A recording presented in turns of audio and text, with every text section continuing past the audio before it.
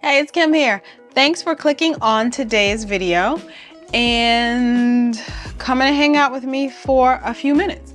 I wanted to share my Sterling ink haul because I get questions if what I'm going to use for 2025, if I'm sticking with the Sterling ink common planner and all of those types of things. So I figured as I'm unboxing, which I just did, that I would film this little quick video to show you all the things that I got from Sterling ink for 2025 with some ideas about how I'm going to be using them all. So of course, I, like many other people in the planner community, ordered as soon as the releases were available.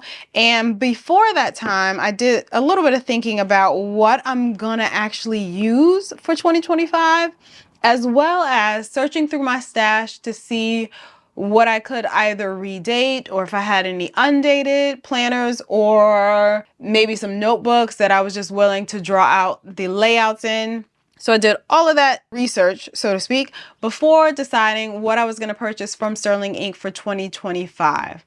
So I've nailed it down to these three items. And I was about to say only these three, but even three is not a little bit. Considering, however, I do use a lot of planners and journals, maybe in relation to that number, it seems like a few. So first things first, I will be using the common planner in the N1 vertical size the full year. So for the whole year, along with 369 or 68 notes pages, the same one I'm using this year. So this is my common planner for 2024, and I do have it in the mist color, and it's gotten really chunky since the beginning of the year. We're now in October, so it has served me extremely well, and I will continue to use it for 2025. For anyone who's new here, for the previous years, 2021, 2022, and 2023, I actually used a cut down Hobonichi Cousin. So I purchased the full A5 size Hobonichi Cousin, cut it down to standard traveler's notebook size, and use that as my daily planner for the entire year. Then in 2024, Sterling ink released this same product, so I was like, I'll just buy this instead of buying the Hobonichi Cousin and cutting it down. I will say I was a little bit bothered by the fact that this one didn't come in other cover colors, but I completely understand from a business standpoint, why not invest a whole lot of money into having multiple color options available in this size if not a ton of people buy it. So for that reason, I honestly did think like, well, maybe I'll just go back to my routine of buying the A5 Hobonichi Cousin and cutting it down.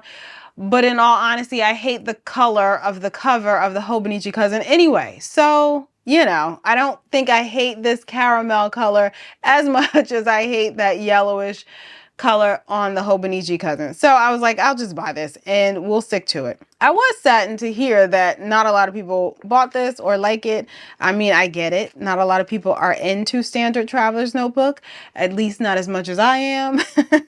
But it did catch on in popularity a little bit ever since Catherine started offering this size in a full year planner for 2024.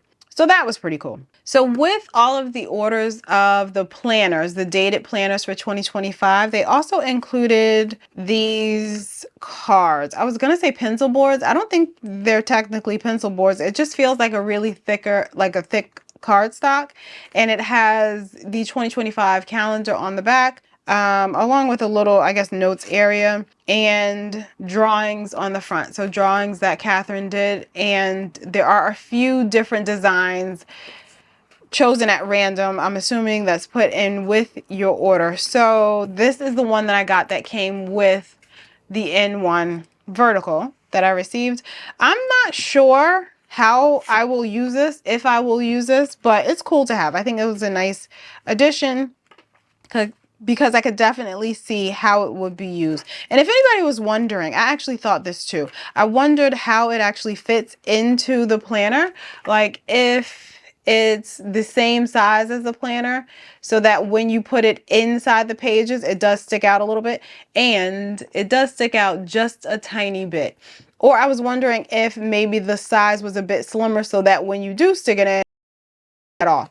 But I think it's pretty much the exact size of the traveler's notebook. Actually, it's maybe a little bit slimmer, so it doesn't stick out as much as you might think it would. But I don't think it sits as flush as, I don't know, people might want to. But I do think it's a nice addition. You could put one of those stick-on pen loops on here and kind of use it as a page marker inside your planner. You can do a lot of things with that, so it's pretty cool. I'll take you quickly through the layout.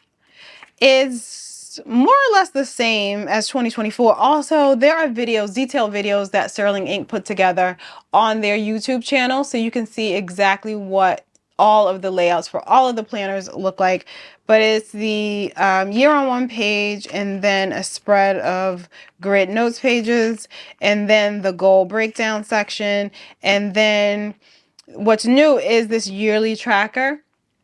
And I did receive this one first, so I already took it out of the packaging and used some sticky notes to kind of think about what I would use certain spreads for, especially this one since it's a newer spread, and this is actually the kind of spread that I never use. So I thought about reasons why I might use it for 2025, and then I'm likely going to use these spreads the same way I'm using them for 2024. And these are the quarterly spreads. So on the left-hand side, you have a box for each of the months for the quarter, as well as one box for priorities. And then on the right-hand side, a perpetual calendar, or like a vertical calendar list for each of the months. I'm currently using this for like a monthly review and monthly swatches from the sticker kits that I've been getting, the subscription sticker kits. And then it moves into the monthlies, which I believe you get December 2024 through, I don't know, maybe March 2025. I don't know. I'm one of those people who it doesn't matter what all of the extra months you get are. So just January 2026. So it's December 2024 through January 2026. I use a planner from January 1st to December 31st. I don't mix the years, so for that reason, it doesn't matter to me if there are other months included in the planner outside of those. And then we get into the vertical weeks and then all of the notes pages. So the basic setup that all of them are. One that I am quite excited about for 2025 is the daily planner. I decided to get it in the B6 size. I was going back and forth between B6 and A5. I was also going back and forth about whether or not I wanted to get something dated for this purpose. So I have what I like to call, I actually don't like to call it, I don't call it anything, but if I'm explaining it to someone else, I will sometimes say it's my brainstorming notebook. But I feel like that doesn't even say enough. That doesn't really go into how I truly use this type of notebook. So I use this kind of notebook. If you can imagine, let's say during my work day, I just have a notebook open and I will scribble down all types of notes that I'm thinking about while I'm doing something else. So maybe while I'm working on like doing something for my consulting business and I have a quick idea about something I want to add to my planner, a quick idea about maybe a YouTube video I can film, that gets written down on the page. And then when I have time to go to those other planners or to those other areas where I can kind of hash out the information or the quick notes that I took out, I might transfer some things. I might just leave some things in here. If I see information that I might be researching or that I come across, maybe it's something about interest rates, I don't know, I'll write that information down inside of my brainstorming notebook. So it's very messy, definitely messy notes, things that I won't always need to come back to. Chances are if I need to refer back to it later on, I will transfer it to a different notebook or some type of system or place where I know I'm going to be referencing that information regularly. But in the moment, if I have a thought or an idea and I need to capture it and write it down someplace, this is where I choose to do it. I don't rely on my brain to just hold to all that information for me to circle back to it later. So that is the point of what I call my brainstorming notebook. So I thought that this size was great for me. B6, yeah, and I thought A5 would be probably too big. I might feel like I'm wasting a bit too many pages. So that's what I'll be using this for. I don't normally use a dated planner for it. It's usually just a notebook. Ironically enough, it's usually a spiral B5 notebook. And I say ironically because a few planner companies, Sterling Ink as well as Paper Test Designs, have come out with B5 planners and notebooks. So I thought about getting one of those bound notebooks to do the same thing, but for whatever reason, I prefer B5 in a spiral size. So for the past few years, I will actually go on Amazon, sometimes Amazon Japan, because you can find B5 notebooks there more easily, I guess, or at least they're categorized as B5. And I'll go there and buy a set of spiral notebooks. Sounds weird, I know. I do still have some in my stash, but usually it would have been a B5 notebook that I use for this purpose. I didn't want a bound book for this purpose. So I believe the B6 is going to work out well for me. I've already done some test layouts and thought about how I'm going to use it. So I'm pretty sure it's going to work out well for me. And the format is pretty much the same for the things in the beginning, like that goal breakdown spread. And then you do have monthly pages in here. I don't know exactly what I'm going to use the monthly pages for. I need to do some more thinking.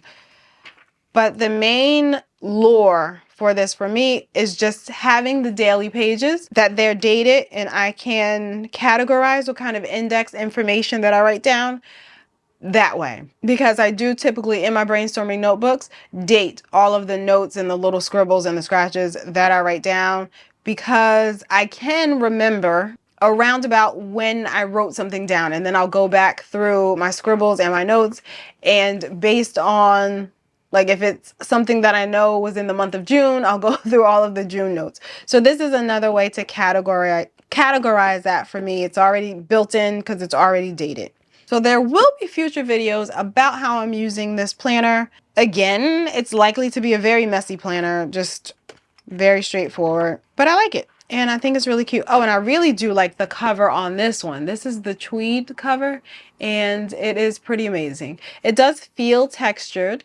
It also does feel like that polyurethane kind of, is that what that stands for? Polyurethane type of vinyl almost, or paper?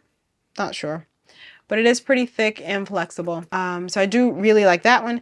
And the card that came with that one is this. This is the image that came with the B6 Daily Planner.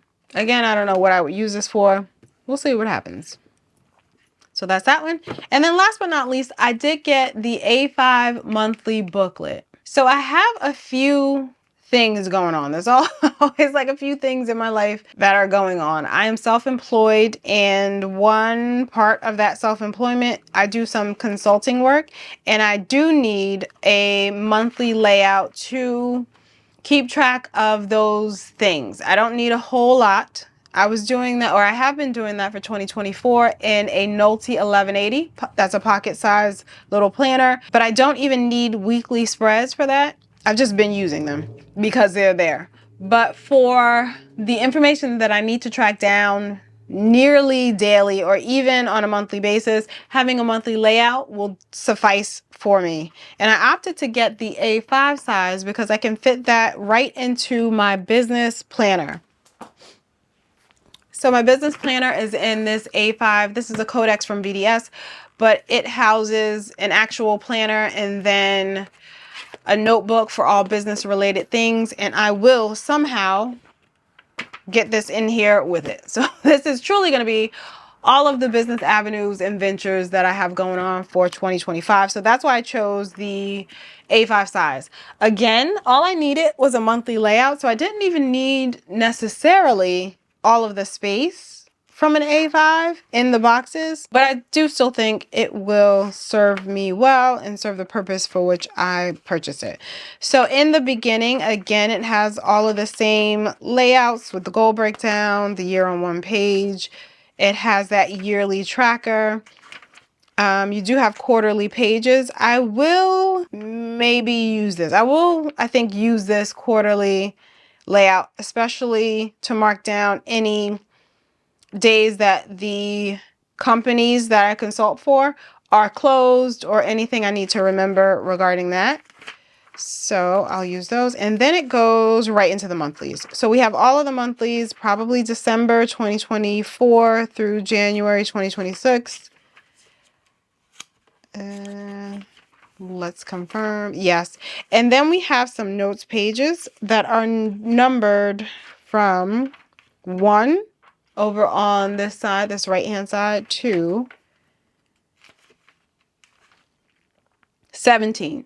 So just 17 pages of notes, 18, I guess, if you include this one on the left-hand side, where I could possibly write down anything I need to that relates to my consulting business. I imagine that any dates or things upcoming or things I need to remember for the future, or just things that cropped up during the month, I can easily include it on this monthly layout. Over on the left hand side we have some grid space for notes, and also on the bottom we have grid space for notes. So I will likely write any date or time specific notes right on the monthly layout, but I do have these 17/18 notes pages just in case I need to write something down back here, and I do actually like that. Oh, I do have a tracker that I use, and where I'm tracking like monthly invoicing and all that stuff, and I like to see it on a year overview.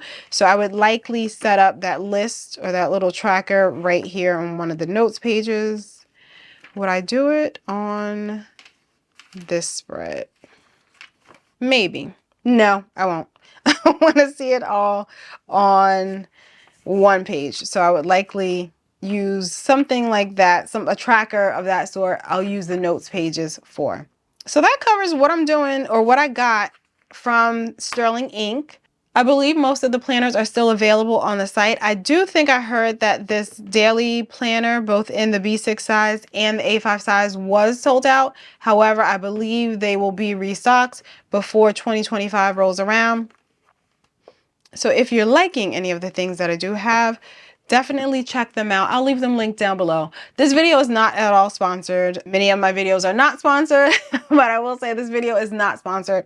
Just sharing information about the things that I like in an effort to help other people find what they like. All right, so that wraps up my little haul that I got from Sterling Ink for the 2025 planner season. If you have any questions, definitely feel free to leave them down below. And I thank you so much for joining me on today's video, and I'll see you in the next one.